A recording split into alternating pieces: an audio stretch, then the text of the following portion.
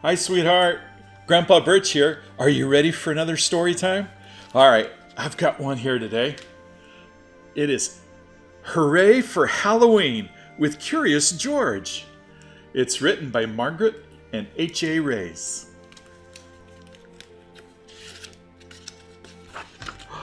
Hooray for Halloween with Curious George. All right. This is George. He was a good little monkey and always very curious. One day, George and his friend, the man with the yellow hat, were on their way to the party at Mrs. Gray's house.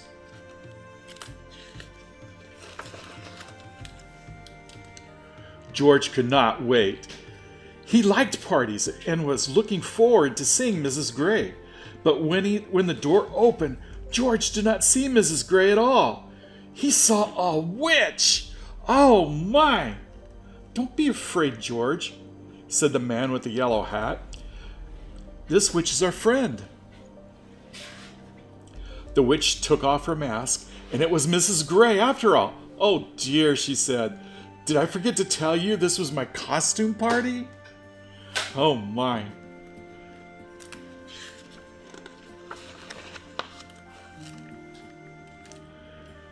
George had never been to a costume party before.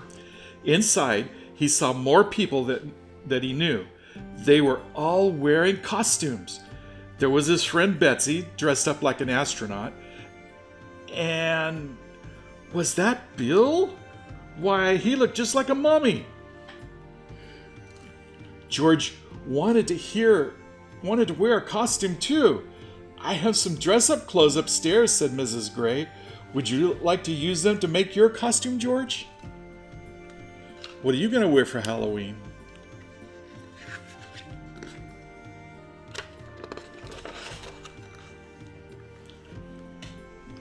Mrs. Gray took George to a room with a big trunk filled with clothes.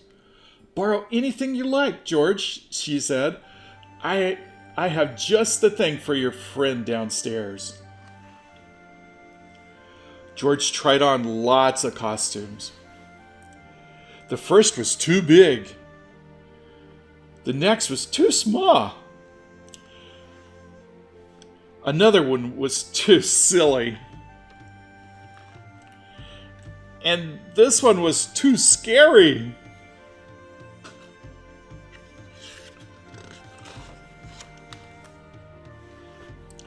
At last, George found a costume that was just right.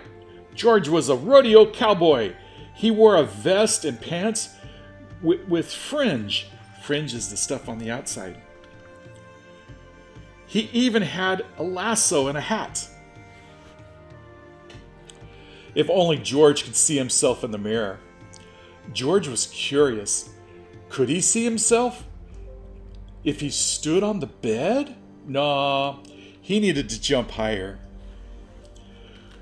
George bounced on the bed just a little, but still he couldn't see.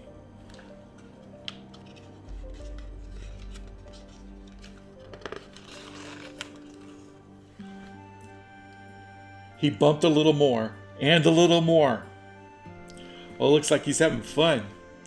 Soon, George was having so much fun, he forgot about looking in the mirror. He bounced as high as he could until... Looks like he went off to the side. Crash! George bounced off the bed. He smashed into a night table and got tangled up in the tablecloth. Suddenly, everything went dark. George heard the people downstairs gasp. What was that? Was that a ghost? A ghost? George did not want to meet up with a ghost alone. He dashed out of the room and down the hall. He wanted to get back to his friend in a hurry, and he knew the fastest way.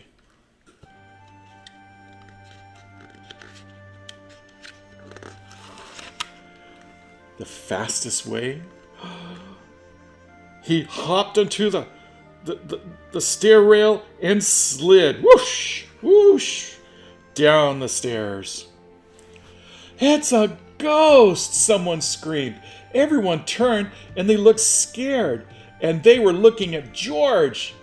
The ghost must be right behind him. Oh no! Remember, he's wrapped up in a tablecloth and whooshing down the stair rail. George flew off the rail and landed, plop, in the arms with the farmer. But this wasn't really a farmer. It was his friend, the man with the yellow hat. Soon everyone stopped looking scared and started to laugh. "That's not a ghost. That's a cowboy," laughed a policeman. "That's not a cowboy. That's a monkey," giggled a princess. "That's not just any monkey," said Betsy. "It's Curious George." Everyone clapped and cheered. They liked George's Halloween trick. Oh, he turned from a ghost to a rodeo star to just Curious George.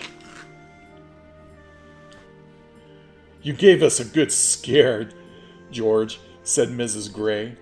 "And I'm glad to see you found some interesting costumes. Now, why don't you take your ghost outfit so you can join the party?"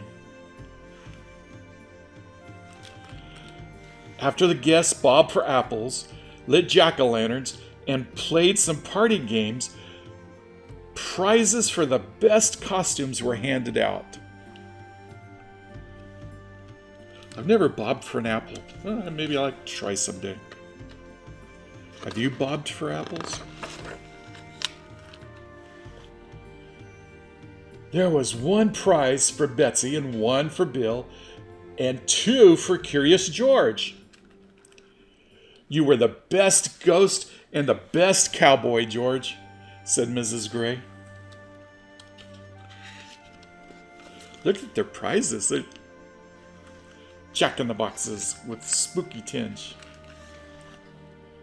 Everyone had a good time at the party, especially George. Too soon it was time to say goodbye. "Good night, George. Happy Halloween!" And that's the end of the book.